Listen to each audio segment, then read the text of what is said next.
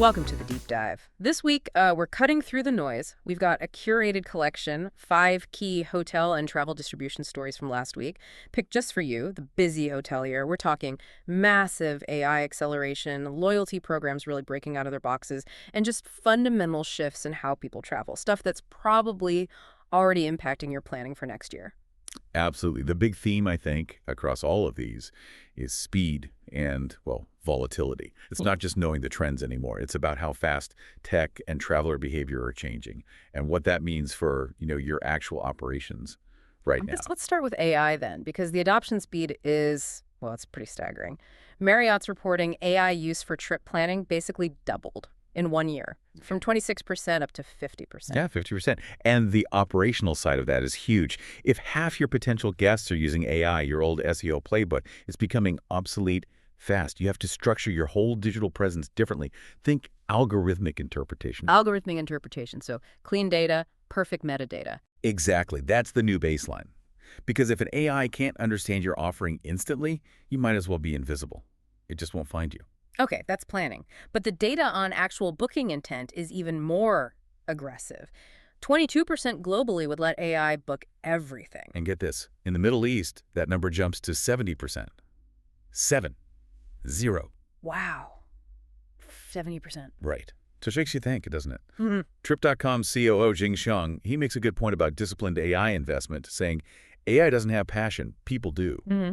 But if 70% in a key market are ready to hand over the booking completely, maybe efficiency and speed are starting to seriously outweigh that passion factor, at least in the transaction part. That's a really interesting tension. And it kind of leads us to loyalty, which is usually all about passion, right? Mm-hmm. But we're seeing these huge shifts, like the Expedia and McDonald's UK partnership. Oh, yeah, that's groundbreaking. First time McDonald's rewards integrated with a third party like this. And the conversion is real value. 4,000 points gets you like 10% off, potentially up to 20% off hotels. The bigger picture here, I think, is setting a new consumer expectation.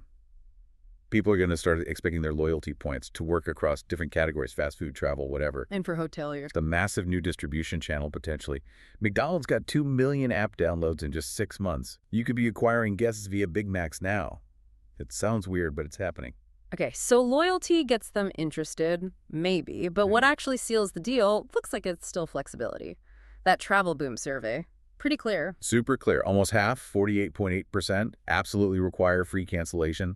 Only about 6% will touch non-refundable rates. That's a huge headache for revenue management. It is. You've got this immense pressure to offer basically zero-risk bookings, Yeah. but that flexibility makes forecasting a nightmare, especially when, 65% still won't book until they've read the reviews. They want safety and convenience. And speaking of volatility, the travelers themselves are changing. Solo travel is way up, 46% to 59%. Yeah, huge jump. And this idea of passion pursuits, 68% planning trips specifically around an interest, like food, right? 80% say culinary options are important in picking a destination. Yeah, the whole idea of a standard mass market traveler, it's really dissolving. You see these trends like Lexscaping. Right, 59% adding luxury stays at the beginning or end of a trip. Exactly. Or wild wellness.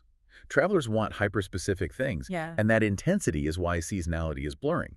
September travel up 60%. That's significant. And shifting where people go too. Northern destinations are booming. Norway up 110%, Sweden 45%. It's partly climate, partly seeking unique experiences. Yeah.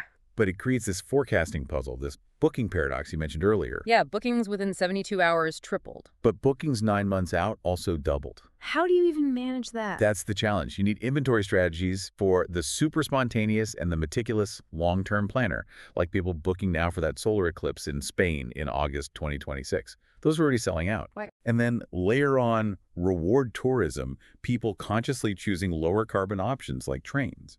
It just means your standard yield management models, probably too slow, too blunt. Okay, so let's try and pull this together. We've got AI demanding perfect content structure, loyalty breaking down walls, travelers wanting super specific, customizable trips, but also maximum flexibility. Right. And if you connect that back to the big picture view, like the Trip.com COO, predicting the end of mass tourism within 20 years. Replaced by small groups, custom experiences. Exactly. All these trends we discussed, the passion pursuits, the specific demands, the weird booking windows, they're all signals pointing in that direction. So the final question for you, the listener, the hotelier. Yeah, the provocative thought is this. If AI is speeding everything up, inspiration and booking, and if mass tourism really is fading out, Mm. how ready is your hotel's invisible plumbing? That back-end integration, your PMS talking to your CRS seamlessly, is it actually capable of handling these hyper-specific, rapidly booked, totally customized trips on the fly? That's the capability question to really chew on this week.